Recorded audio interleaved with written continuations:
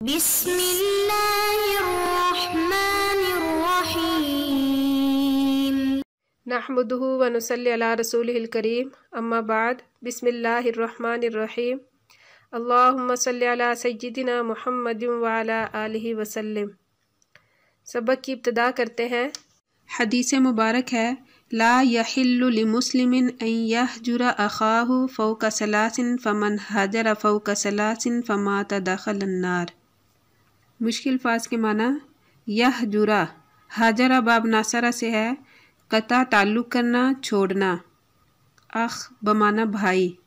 حدیث مبارک کا ترجمہ، کسی مسلمان کے لیے یہ بات حلال نہیں کہ وہ اپنے مسلمان بھائی سے 3 دن سے زیادہ بولنا چھوڑے۔ اگر کسی نے ایسا کیا اور اسی حال میں مر گیا تو وہ جہنم میں جائے گا۔ حدیث مبارک کی تشریح۔ اس حدیث مبارک پر غور کرنے سے معلوم ہوتا ہے کہ شریعت مطہرہ نے انسان کی طبیعت و مزاج کا کتنا خیال رکھا ہے۔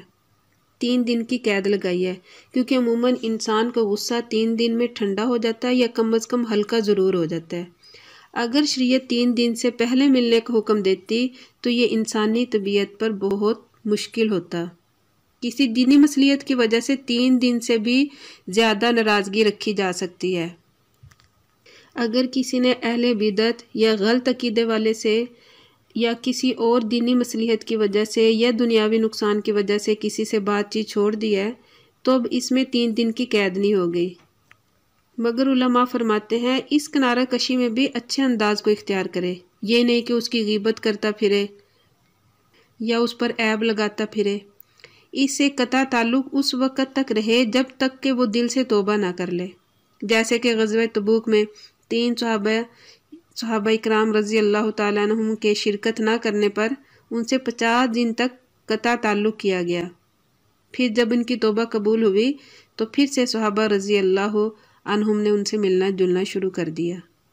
اسی طرح حضرت عائشہ صدیقہ رضی اللہ تعالیٰ عنہ نے بھی اپنے بھانجے حضرت عبداللہ بن زبیر رضی اللہ تعالیٰ عنہما سے ایک مسئلے کی وجہ سے ایک عرصے تک بات چیت بند کر دی تھی۔ بہرحال اس قسم کے سینکڑوں واقعات ملیں گے جس سے معلوم ہوتا ہے کہ کسی دینی معاملے کی وجہ سے 3 دن سے زیادہ بھی ناراضگی رکھی جا سکتی ہے، مگر اس میں نیت صادق ہو، کوئی نفسانی خواہش یا دنیاوی غرض شامل نہ ہو۔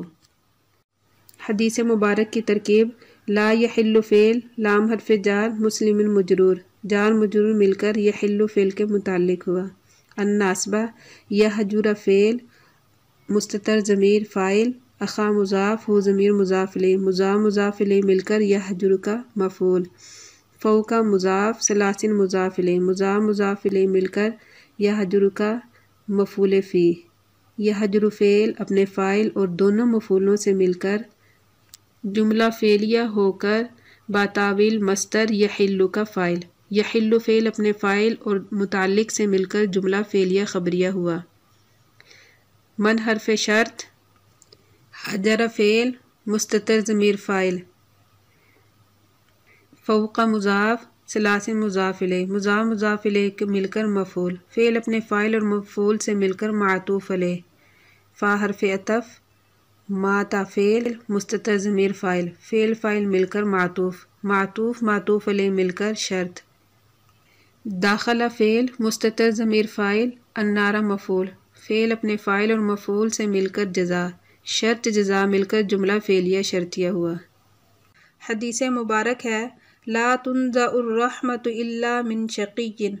مشکل الفاظ کے معنی تنزع نازع باب ضربہ سے نکالنا اکھیڑنا، شقی شاقیہ باب سامیہ سے بدبخت ہونا۔ حدیث مبارک کا ترجمہ رحمت و شفقت نہیں نکالی جاتی مگر بدبخت کے دل سے۔ حدیث مبارک کی تشریح۔ شقی کا معنی بدبخت ہے مگر یہاں مراد فاسق اور کافر ہے۔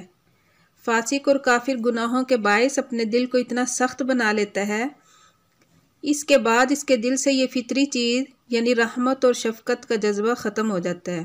یہ اللہ تعالیٰ کی طرف سے اپنے خاص بندوں پر ایک خصوصی انعام ہوتا ہے۔ انبیاء کے رحیم و شفیق ہونے پر خدا نے خود گواہی دی۔ مثلا قرآن مجید میں حضرت ابراہیم علیہ السلام کے بارے میں فرمایا بے شک ابراہیم بڑا نرم دل تھا، تحمل کرنے والا، حضرت موسیٰ اور حضرت ہارون علیہ السلام کو بھی اسی شفقت کی ہدایت کی جب فرعون کی طرف بھیجا۔ ترجمہ ہے، پس کہو اس سے بات نرم، شاید وہ سوچے یا ڈرے۔